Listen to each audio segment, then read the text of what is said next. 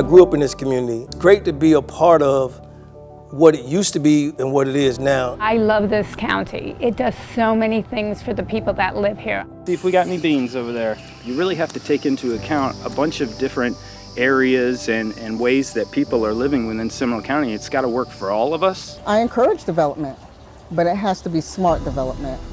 You know, you really have to look at what you're doing. It's not always good to cut out all the trees and price people out of their homes with taxes and, you know, just to build something new.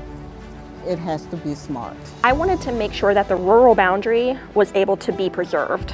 I want to make sure that there's no encroaching on the rural boundary. Yeehaw! We have something good out here and we want to keep it that way. People want to protect that word rural. That's why they chose to move here.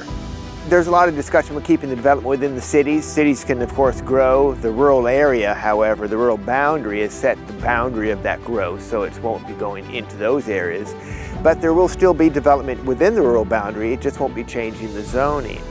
You need that growth. You do. You know, you need that growth. You need to be able to create jobs. You need to make sure that people have safe, nice places to live. You need to make sure that people can get from point A to point B. I would love to see more affordable housing, because if we do not have affordable housing, who's going to want to move here, first of all? They won't be able to afford it. It's a balance, and to make sure that people aren't fighting traffic because we put too much in, or roads have to be built more because of the way things were planned. I want her to have the rural Seminole County like I do and like I've grown up having, and having the privilege to be able to live rural and not have the boundary encroached.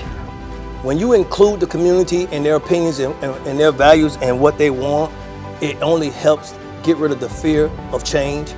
And in the black communities, that's what we battle with. You know, when there's new development, we don't want to feel pushed out. So in order to get past that pushed out feeling, you got to include the community. We as citizens need to be involved. We have to be. We can't sit home and complain because government's doing this, but they're not doing it, but they don't know what you want. That the citizens are driving the pace and direction of development is something rather new. We're not being left out of this. You know, you can have a voice.